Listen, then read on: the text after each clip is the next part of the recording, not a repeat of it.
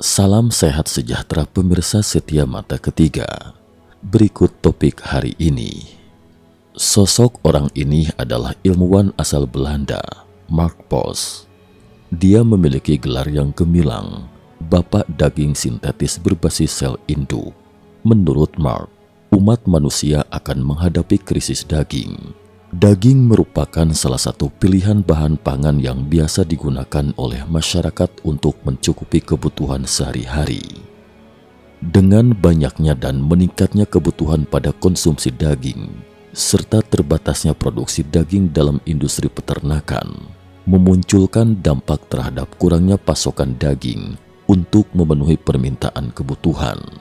Oleh karenanya, banyak ilmuwan maupun ahli pangan yang berlomba-lomba untuk memecahkan masalah ini dengan berbagai inovasi. Salah satu inovasi yang terus berkembang untuk mencegah kurangnya pasokan daging adalah dengan membuat daging sintetis. Daging sintetis merupakan teknologi pangan dengan menghasilkan daging dari sel hewan tanpa membunuh hewan tersebut. Daging ini dihasilkan menggunakan metode kultur jaringan yang kemudian dalam pertumbuhannya memanfaatkan sel punca sebagai media penumbuhan serabut otot yang akan menjadi sebuah daging. Pada akhir abad ini, populasi dunia akan mencapai lebih dari 10,4 miliar jiwa, meningkat 3 hingga 4 kali lipat dibandingkan tahun 1960-an. Tentu saja, seiring meningkatnya populasi, semakin banyak daging yang dikonsumsi. Hampir 1 abad ini, industri peternakan telah menurunkan ambang batas konsumsi produk daging. Di sisi lain, perekonomian dunia yang sedang booming membuat orang-orang mampu makan daging. Diperkirakan, konsumsi daging global akan meningkat dari 229 juta daging saat ini menjadi 456 juta daging pada tahun 2050 mendatang. Sebagai penemuan baru, namanya masih beragam. Media dan jurnal penelitian luar negeri kadang juga menyebutnya dengan clean meat, daging buatan, atau daging kultur dalam bahasa Melayu. Suatu istilah yang semakin dikenal dalam konteks makanan modern, terutama dalam perkembangan teknologi pangan, adalah daging yang diproduksi melalui kultur sel hewan secara in vitro, bukan dari hewan yang disembelih. Mark mengklaim kalau daging yang dihasilkan di peternakannya akan lebih ramah lingkungan, mengurangi penderitaan binatang, dan membantu memberi makan penduduk negara miskin dunia. Mark menambahkan bahwa dampak lingkungan dari produksi daging melalui peternakan tradisional cukup tinggi. Ia menyimpulkan bahwa daging laboratorium berpotensi jauh lebih efisien dan ramah lingkungan sebab produksinya hanya menghasilkan 4% emisi gas rumah kaca dibanding emisi yang dihasilkan oleh industri daging konvensional. Plus produksi daging laboratorium hanya membutuhkan 2% dari lahan yang kini dikuasai oleh korporasi peternakan global.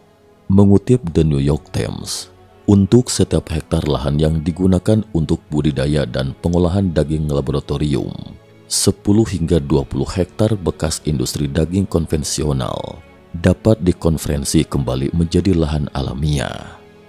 Selama 40 tahun terakhir, suhu rata-rata global telah meroket. Memelihara ternak ini tidak hanya menghabiskan banyak sumber daya lahan, tetapi juga menguras banyak sumber daya air. 1 kilogram telur menghabiskan 3.300 liter air. 1 kilogram ayam mengkonsumsi 4.325 liter air. 1 kilogram daging babi mengkonsumsi 5.988 liter air. 1 kilogram daging sapi mengkonsumsi 15.415 liter air. Ditilik dari sisi efisiensi pemanfaatan lahan dan sumber daya, beternak hewan untuk menghasilkan pangan juga sangat tidak efisien. Peternakan menduduki 80% lahan pertanian dunia, namun hanya menghasilkan 18% kalori dan 37% protein. Dalam beberapa tahun terakhir, untuk mengurangi biaya, Peternakan hewan intensif telah menjadi arus utama industri peternakan.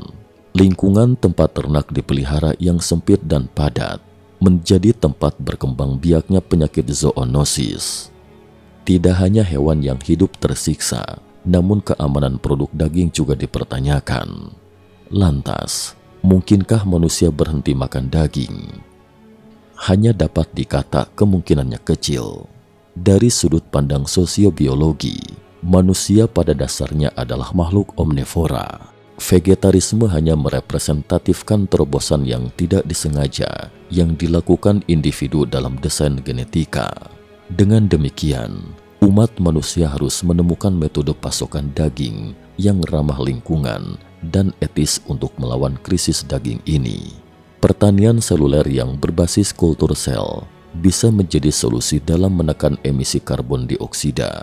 Para petani bisa memproduksi protein daging dan susu secara molekuler tanpa perlu memelihara ternak yang tidak ramah lingkungan. Jadi pada tahun 2013 silam, Mark Post, seorang profesor di Universitas Maastricht, Belanda, adalah yang pertama menunjukkan bukti konsep daging budidaya dengan menciptakan daging hamburger sintesis pertama yang ditumbuhkan langsung dari sel. Sejak itu, beberapa prototipe daging budidaya telah mendapat perhatian media. Namun karena kegiatan penelitian khusus yang terbatas, daging budidaya belum dikomersialkan. Mosa Meat, perusahaan yang didirikan oleh Mark, telah mengindikasikan bahwa mereka dapat membawa daging budidaya ke pasar pada tahun 2021. Namun karena daging budidaya belum tersedia secara komersial, sehingga belum terlihat apakah konsumen akan menerima daging budidaya sebagai daging. Mark pernah menghitung bahwa jika daging seekor sapi dijadikan sampel, secara teoritis 20.000 ton daging sapi tiruan dapat dibiarkan secara in vitro, yang hampir setara dengan daging sapi dari 400.000 ekor sapi. Jika teknologi ini dikomersialkan, maka tidak diperlukan banyak peternakan di bumi, sehingga dengan demikian dapat mengatasi serangkaian epidemi peradaban industri seperti pemanasan global, krisis sumber daya, keamanan pangan, dan kesejahteraan hewan yang disebabkan oleh peternakan. Pada awal tahun 2009, salah satu pendiri Google, Sergey Brin, yang memiliki minat yang kuat terhadap konsep daging buatan, memilih Mark di antara ilmuwan di bidang terkait untuk mendanai proyek tersebut. Sergey Brin bahkan mengumumkan telah menyumbangkan 330.000 US dollar untuk proyek penelitian Mark Post. Brin menyatakan dukungan atas penelitian ini sebagai bentuk perhatiannya terhadap kehidupan hewan. Adapun kelompok pembela hak-hak hewan, PETA, menyatakan sangat setuju dengan penelitian daging buatan ini. Selama tidak ada hewan yang dibantai atau disakiti, kami berada di belakang mereka, kata Presiden PETA, Ingrid Newkirk saat itu. Sementara itu, Henny Rutschler, seorang ahli nutrisi asal Austria yang menjadi sukarelawan pada 5 Agustus 2013 lalu mengatakan, mirip daging sapi yang dikembangbiakan hewan, walau kurang juicy, teksturnya pas, tapi kurang garam dan merica. Pada umumnya daging yang berasal dari hewan industri seperti sapi, babi, unggas, dan ikan, sebagian besar terdiri dari sel otot rangka, fibroblast, dan sel adiposa. Sel otot rangka merupakan sel yang memiliki banyak inti dan berbentuk seperti serabut-serabut halus memanjang dan mampu meregenerasi juga memulihkan kerusakan ringan pada jaringan otot. Kemampuan meregenerasi sel otot rangka dapat terjadi karena adanya sel satelit. Proses produksi daging budidaya pada dasarnya dilakukan dengan mengambil sel dari hewan dan menumbuhkannya di luar tubuh hewan. Produksi daging budidaya ini meliputi 4 tahapan utama, yaitu prekultur, kultivasi, diferensiasi, dan tahap pembentukan atau penyesuaian agar visualisasi daging budidaya menyerupai daging asli. Proses prekultur meliputi pemilihan hewan dan bagian jaringan otot yang akan digunakan sebagai donor sel untuk memproduksi daging budidaya. Stem cell yang sudah dipanen selanjutnya diisolasi secara mekanik dan enzimatik. Jenis sel yang dipilih dapat berupa sel primer yang meliputi sel otot atau lemak, atau sel punca yang kemudian ditransfer ke media untuk dikloning. Daging sintetis dapat disediakan melalui kultur stem cell yang dibekukan setelah proses prekultur. Daging sintetis juga dapat disediakan melalui kultur stem cell yang dibekukan setelah proses prekultur, yaitu dilakukan pengawetan sel untuk waktu yang lama dengan suhu yang sangat rendah, menggunakan deep freezer dan nitrogen cair, sehingga didapatkan sel induk otot yang terawetkan. Tahap terakhir dari proses produksi daging budidaya adalah tahap penyesuaian daging sehingga menyerupai daging asli penyembelihan. Sel yang telah mengalami diferensiasi kemudian ditempatkan pada wadah vakum, cetakan.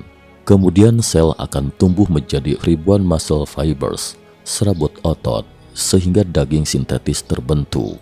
Media pertumbuhan yang digunakan harus mengandung sejumlah protein, vitamin, gula dan asam amino yang dibutuhkan sel untuk tumbuh dan berkembang biak. Jaringan otot yang telah dihasilkan selanjutnya diproses agar menyerupai rasa daging asli, seperti dilakukannya penambahan zat-zat yang diinginkan, seperti menambahkan mioglobin dan hemoglobin yang dapat membuat warna daging mendekati warna sungguhan. Selanjutnya setelah semua tahap selesai, maka daging sintetis siap dipanen.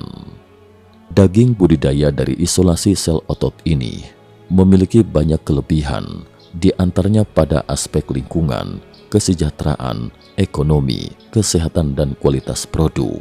Daging budidaya dapat mengurangi penggunaan air, tanah, dan pakan untuk hewan dibandingkan dengan produksi peternakan tradisional dan juga menghasilkan sedikit limbah makanan.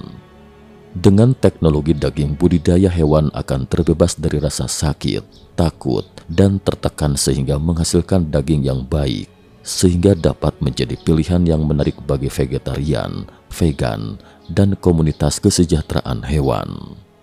Daging budidaya juga menunjukkan tingkat konferensi yang lebih tinggi untuk diubah menjadi daging konsumsi, dan unit produksi dapat didirikan di dekat kota, sehingga dapat berkontribusi pada keuntungan finansial dengan mengurangi biaya transportasi dan daur ulang media. Secara kesehatan, daging budidaya dapat mengurangi risiko kontaminasi antibiotik.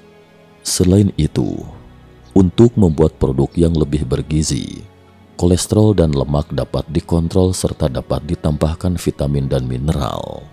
Selain memiliki kelebihan, daging budidaya juga memiliki kekurangan, antara lain penerimaan sosial dan etika, pertimbangan kehalalan, karena kebiasaan konsumen yang tidak mudah menerima teknologi baru, dan terdapat kontroversi mengenai daging yang dibudidayakan di beberapa komunitas agama, serta berimbas terhadap pemotongan daging dan mempengaruhi perekonomian negara-negara yang terlibat dalam produk daging konvensional dalam skala besar dan bergantung pada ekspor daging ke negara lain. Jika dibandingkan daging konvensional, daging sintetik yang sedang dikembangkan memiliki kualitas yang lebih sehat dan efisien, karena komposisi pada nutrisinya dapat dimanipulasi dan dapat diatur sesuai dengan kebutuhan. Hal ini yang membuat banyak masyarakat di berbagai negara yang mulai beralih ke daging sintetik. Selain itu, fenomena pola hidup sehat dengan pengaturan nutrisi tubuh menjadi alasan kuat mengapa daging sintetis banyak dikonsumsi masyarakat di berbagai negara. Namun terdapat faktor yang menghambat perkembangannya daging sintetis ini, yaitu terhadap penerimaannya di masyarakat Indonesia. Karena Indonesia merupakan masyarakat yang banyak memeluk agama Islam, sehingga kehalalan pada suatu bahan pangan harus diketahui sebelum dikonsumsi. Masyarakat menilai daging sintetik merupakan isu yang sensitif, terutama mengenai keamanan, masalah etika, nilai gizi, dan masalah kesehatan lainnya. Dengan berdasarkan hal tersebut, daging sintetis memiliki sudut pandang dan titik kritis yang tabu. Terdapat hal yang bersinggungan kuat dengan hukum Islam, sehingga muncul dasar baik halal maupun haramnya. Selain itu juga, karena kebiasaan konsumen yang tidak mudah menerima teknologi baru, dan terdapat kontroversi mengenai daging yang dibudidayakan di beberapa komunitas agama, serta berimbas terhadap pemotongan daging, dan mempengaruhi perekonomian negara-negara yang terlibat dalam produk daging konvensional dalam skala besar, dan bergantung pada ekspor daging di negara lain. Terakhir, Mark Post mengatakan bahwa ini semua tentang visi, dan yang harus dilakukan adalah pengorbanan. Lantas, apakah pengorbanan ini benar-benar bisa menyelamatkan dunia dari krisis daging? Dan bagaimana progresnya di tahun 2024 dari daging sapi buatan laboratorium? Apakah ini jawaban kebutuhan pangan di masa depan? Sekian dan terima kasih atas perhatiannya.